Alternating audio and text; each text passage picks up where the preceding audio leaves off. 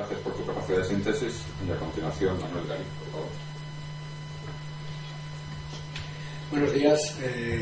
Dar las gracias a organizadores y patrocinadores de estas terceras jornadas por haber dado la voz a una fundación, el Instituto Sindical de Trabajo, Ambiente y Salud, vinculada a un sindicato, Comisiones Obreras, que a la hora de abordar este tipo de temas tiene también su perspectiva propia, lógicamente. No es la perspectiva tanto de la industria como la perspectiva desde el punto de vista social del empleo, de las condiciones de trabajo, pero en el que no perdemos nunca de vista que lo que es bueno para el conjunto de la sociedad es, por lo tanto, bueno también para las clases trabajadoras. Si hay algo que empieza a estar claro, a pesar de la niebla que a veces tapa la realidad, es que hay que hacer un profundo cambio de modelo productivo y que la primera pieza del cambio de modelo productivo hacia un modelo más sostenible, ambientalmente, justo socialmente y más viable económicamente, es el cambio de modelo energético. Esa es la llave. Por lo tanto, estamos implicados e interesados también con motivos propios, pero también con motivos generales, con motivaciones generales, en este cambio a favor de las energías renovables, a favor de la eficiencia energética, en definitiva, de un uso racional de los recursos para evitar el colapso. Dicho eso, el Instituto se ha dedicado a hacer trabajos fundamentalmente vinculados a la realidad española. Trabajos en los que siempre se ha atendido el análisis de cuál es el empleo que se puede generar al calor de las nuevas fuentes de energía renovables, o al calor de incrementar el ahorro y la eficiencia energética en la construcción o en el transporte con otro modelo de movilidad. Bien, nos hemos encontrado con que las cifras varían de un estudio a otro entre diversas instituciones o universidades, pero todas las cifras apuntan hacia la posibilidad de crear empleo, a que hay un nicho importante de empleo en torno a ese mundo del cambio de modelo energético, de paradigma energético. ¿Por qué hay diferencias? Hay diferencias porque el aparato estadístico del que disponemos no está habilitado, no está preparado para que podamos trabajarlo de una manera uniforme.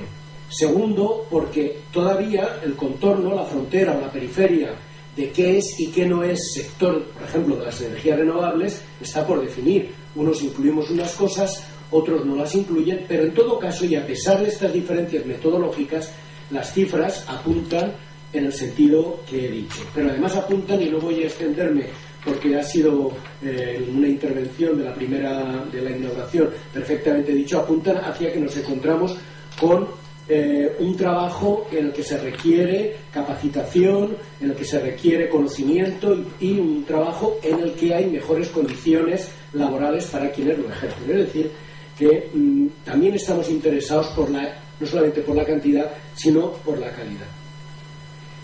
En breve, en los próximos 3 o 4 días, la Confederación Sindical Internacional va a presentar en Durban, en la reunión sobre el cambio climático o cómo combatir el cambio climático, un avance de un estudio a nivel mundial que abarca, yo creo que a gran parte, a la mayoría de los países, y particularmente hace hincapié en el caso español sobre escenarios o en torno a los escenarios de creación de empleo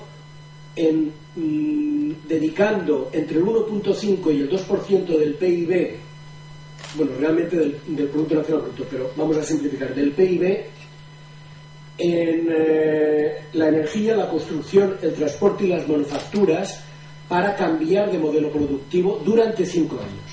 Bien, esto, el avance provisional sometido en este momento precisamente a la crítica, entre otros, por parte de la institución que aquí represento, porque estamos trabajando, es un tema no cerrado, pero en el avance provisional, el total de la inversión necesaria durante esos 5 años estaría en torno, en el caso español, a 69.196 millones de dólares del año 2000. Es decir, que trasladado a euros actuales, si no he calculado mal anoche, son 65.700 millones de euros. Fijaos. Con esto se podrían crear en torno aproximadamente a 440.000 nuevos empleos en nuestro país. Luego daré otras cifras de las que nosotros hemos hecho estimaciones anteriores ya en plena crisis, que pueden variar, pero me preocupa poco. Lo importante es que son cifras sustantivas. Pues bien, por favor, es bueno que pongamos en relación los 65.700 millones de euros con lo que nos puede costar reflotar la caja de ahorros del Mediterráneo, que, según leí el otro día, volviendo precisamente de Sudáfrica, hay ya avances de en torno a los 20.000 millones.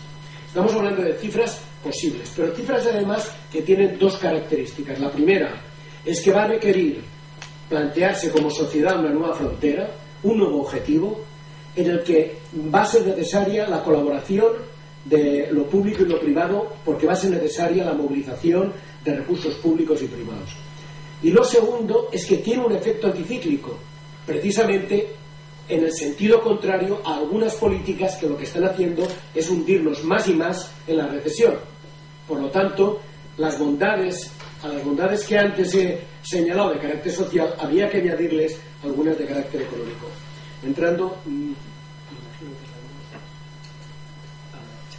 Entrando rápidamente en algunas de las cifras que había preparado para exponer y que no pensaba explicar detenidamente porque Joaquín Nieto lo puede hacer mejor. Aquí tenéis un cuadro referido al 2009, vamos siempre con mucho retraso, esa es la realidad, en el que se han combinado datos de la OCDE y de la OIT.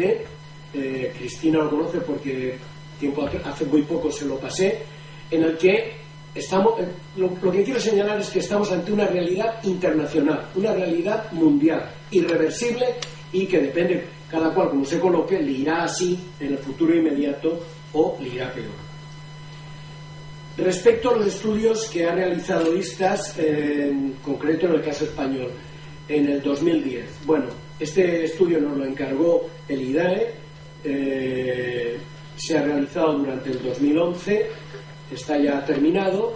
El empleo directo que a nosotros nos sale en el conjunto de fuentes renovables es de 70.152. Veréis que siempre somos un poco, nos suelen dar cifras más bajas que a otros estudios. No pasa nada, es que preferimos no pillarnos los dedos. Y os voy a decir por qué. Porque, entre otras cosas, nosotros tenemos que defender, mi fundación tiene que defender esto ante su propietario, que son las comisiones obreras. Y ante un sindicato lo que no se puede hacer nunca es alegría con los números de empleo. ¿Por qué? Porque más dura será la caída en caso de que te equivoques. Así de claro. Y la segunda consideración es que nosotros hemos tenido que hacer un cambio cultural que se está dando en toda la sociedad, pero también en el movimiento sindical. Hoy se habla de aerogeneradores. Hace unos poquitos años se decía despectivamente molinillos. Yo sigo utilizándolo de molinillos porque me parece simpático y además prometedor. Entonces nos salen unos empleos directos de 70.152, unos indirectos de 45.570 en 2010, pero claro, aquí depende de cuál es el contorno que uno haya dado a lo que le hemos llamado sector de las energías renovables. Las proyecciones que hacemos para el 2020, como veréis, hay tres escenarios. El escenario C es de claro incumplimiento de las previsiones del propio gobierno, Panner. Esto sería catastrófico, porque esto significaría que no se ha avanzado nada. En el escenario A sería simplemente que se cumplan las previsiones gubernamentales respecto al mix energético, y el escenario B es el que se propugna desde quienes hemos hecho este estudio, que implicaría una participación no del 20 sino del 30% del mix energético por parte de las energías renovables, lo cual técnicamente ya se ha demostrado que es posible, que es factible, como hace un momento también se hablaba.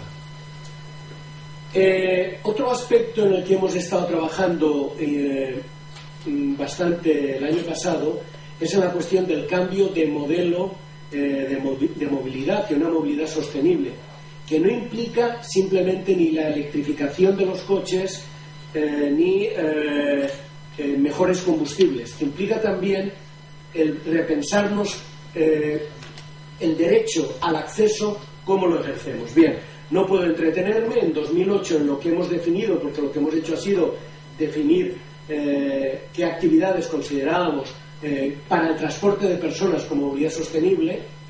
En 2008 ya nos dan 297.000 empleos, que en 2020, de no hacer nada, simplemente por un crecimiento vegetativo, nos podía situar en unos 10.000 más. Pero si apostamos por un escenario de eficiencia energética, nos llevaría a 429.370 empleos. Lo mismo hemos hecho con la rehabilitación de viviendas con criterios de ahorro y eficiencia energética.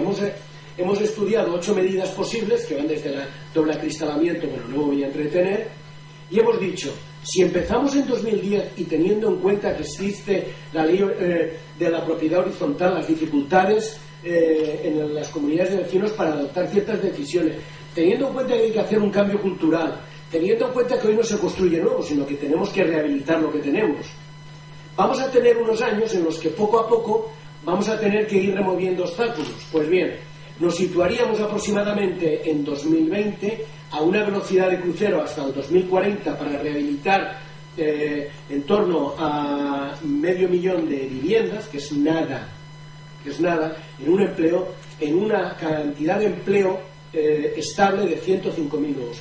Puede parecer poco, pero en un sector que está perdiendo continuamente empleos, el que mantenga 105.000 con 8 actuaciones sobre la vivienda privada. No hablamos ya de la industria, no hablamos ya de edificios de la administración, del terciario, etcétera. Hablamos de algo muy concreto con un plan súper prudente. Claro, si en vez de hacerlo hasta el 2040 achatamos los años de ejecución, evidentemente lograremos el objetivo del ahorro y la eficiencia en las viviendas con más empleo durante ese periodo. Pues bien, con esos supuestos, ya habréis visto que no he citado, por ejemplo, el transporte sostenible de mercancías.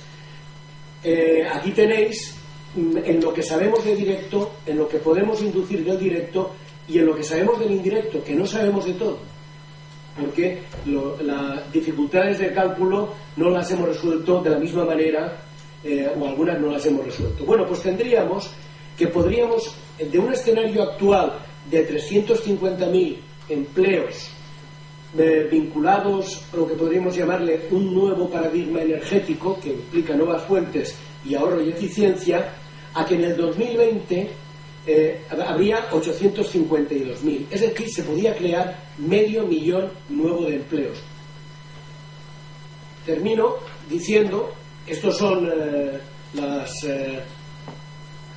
los estudios que hemos realizado. Los negros son los de negro, bueno, me equivoco en alguno, son antes de 2011, los 8 están hechos desde el 2007 al 2011, y en este momento hemos iniciado uno sobre movilidad sostenible de mercancías. Bien, el empeño que tenemos, como veis, es de parte en el sentido de que apostando por la sostenibilidad energética, la sostenibilidad económica, etcétera, etcétera, miramos cuál es el impacto en un elemento altamente sensible para la actividad del movimiento sindical, cuál es el empleo. Pues bien, todo apunta, y con esto termino, a que de ir por el buen camino también tendríamos más empleo. Muchas gracias.